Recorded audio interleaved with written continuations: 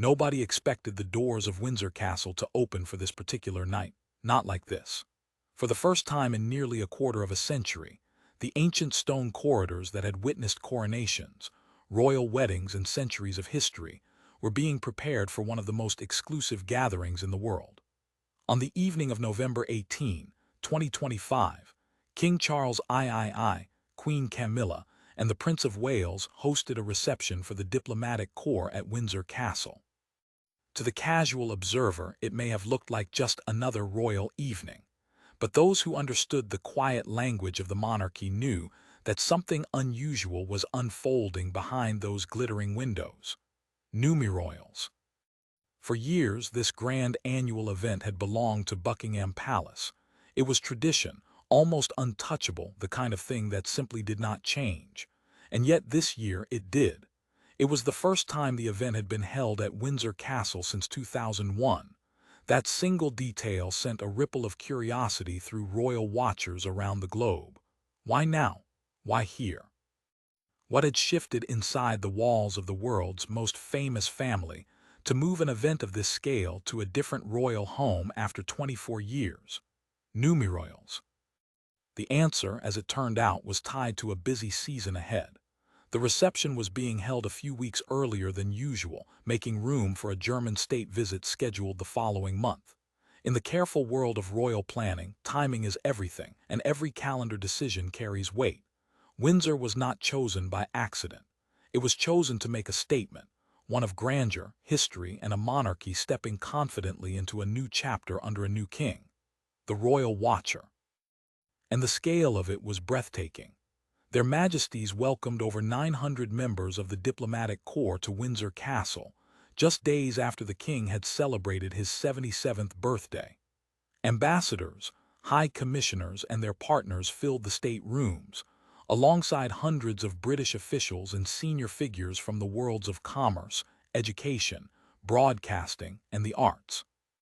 It was, quite simply, one of the most important social evenings on the entire royal calendar, the night the crown opens its doors to the world. GB News. Picture it for a moment. Chandeliers throwing golden light across centuries-old walls, the soft rustle of formal gowns, the quiet clink of medals and decorations. 900 guests moving through rooms that most people will never step foot in.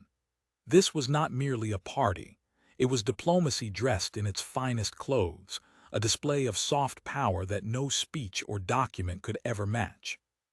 And at the very heart of it stood a king, a queen, and a future king, each carrying a story the world was about to watch unfold. There is a moment at every great royal event when one figure quietly steals the attention of the entire room, and on this night, that figure was Queen Camilla.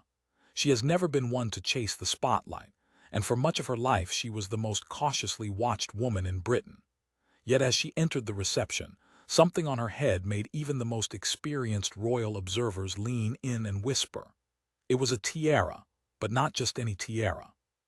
Queen Camilla wore the Greville Emerald Kokoshnik tiara, featuring a large emerald at its center surrounded by diamonds.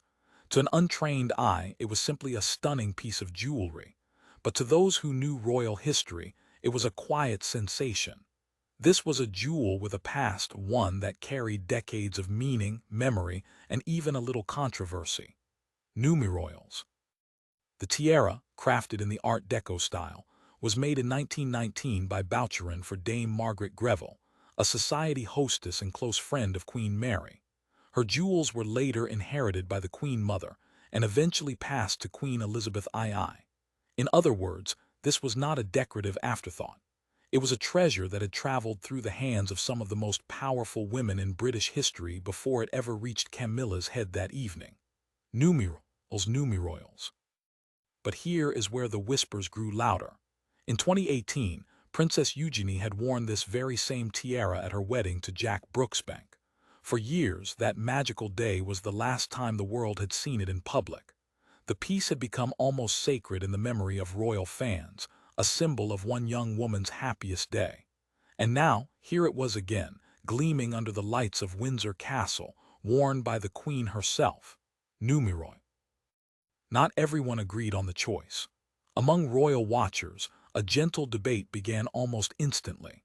Some felt the tiara was so deeply tied to Eugenie's wedding that seeing it on another royal felt surprising, even bittersweet. Others argued the opposite, that jewels like this are meant to be worn, not locked away to gather dust, and that a queen has every right to bring history back to life. What no one could deny was this. In a single choice of jewelry, Camilla had said something without speaking a word.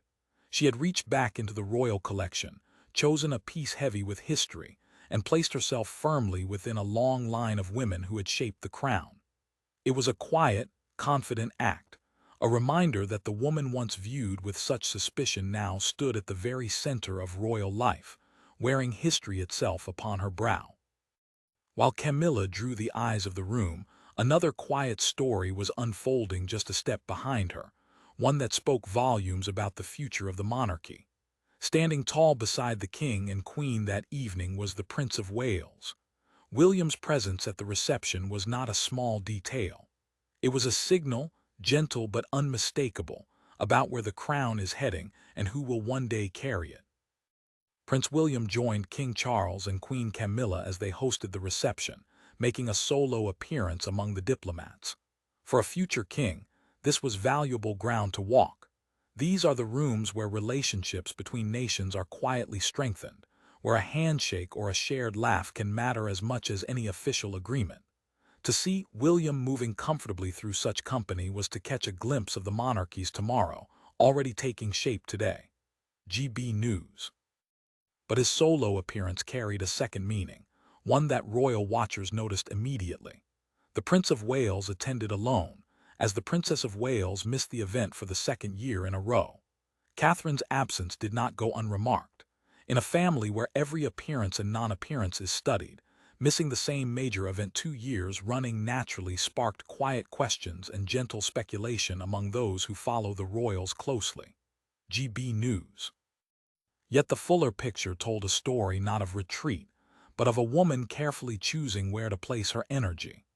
Earlier that very same day, Kate had appeared at the Future Workforce Summit in London, where she gave her first public speech since November 2023. Far from stepping back, she had stepped forward on her own terms, on a cause close to her heart, in her own setting with her own voice. GB News. In her remarks, she warmly welcomed the audience and thanked them for their time, support, and commitment, expressing hope that they would find the day insightful. It was a return marked not by glittering tiaras but by quiet purpose, and it painted a picture of a modern princess balancing duty, health, family, and personal passion in a way earlier generations of royals were never asked to. GB News. So the evening at Windsor became a story of two paths within one family. On one side, the grand ceremony, the king, the queen, and the future king welcoming the world. On the other, a princess writing her own chapter away from the chandeliers, choosing meaning over spectacle. Neither was a rejection of the other. Both were simply the monarchy adapting, bending gently to the shape of modern life, allowing each of its members to serve in the way that suits them best, even when the world is watching and wondering. By the time the last guests departed and the great doors of Windsor Castle closed once more, the evening had become something larger than a single reception. It had become a portrait of a monarchy in transition, steady on the surface, yet quietly reshaping itself with every passing season. To those who watched closely, this was never just about tiaras, guest lists, or grand rooms. It was about a family learning how to carry centuries of tradition into a world that no longer stands still. Consider everything that came together on that one night. A king who had recently turned 77, still standing at the head of the world's most watched royal house. A queen wearing history upon her head, reminding everyone how far her own journey had traveled. A future king moving among ambassadors with quiet ease. And a princess absent from the ballroom, yet present elsewhere, choosing her own way to serve. 4 figures, 4 paths, 1 crown, all captured in a single glittering evening. The choice of Windsor itself said something profound. Moving such a historic event out of Buckingham Palace for the first time in 24 years was not a small gesture. It suggested a monarchy willing to break with habit when there is good reason to, one comfortable enough in its own skin to write new traditions rather than simply repeat old ones. The crown, it seemed, was not clinging to the past. It was using the past as a foundation to step forward. And perhaps that is the real story hidden inside the marble and gold of that night. The monarchy many grew up watching is slowly, carefully becoming something new. The faces are changing. The roles are shifting. The old certainties are softening into something more human, more flexible, more suited to the times.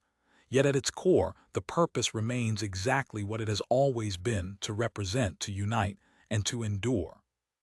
For those who have followed this family across the decades, through weddings and losses, through celebrations and storms, evenings like this offer a quiet kind of comfort. They remind us that while everything changes, some things hold firm. The lights of Windsor still shine. The world still comes knocking at its doors. And a family that has weathered 1,000 years of history continues once again to find its footing in a new age. So the reception ended, but the story did not. Each figure who stood beneath those chandeliers now carries the next chapter forward: the king with his steady hand, the queen with her quiet confidence, the prince with his growing responsibility, and the princess with her own gentle strength. Together, knowingly or not, they are answering the oldest royal question of all. How do you keep a crown meaningful in a world that never stops changing? On this night at Windsor, the answer looked a lot like grace.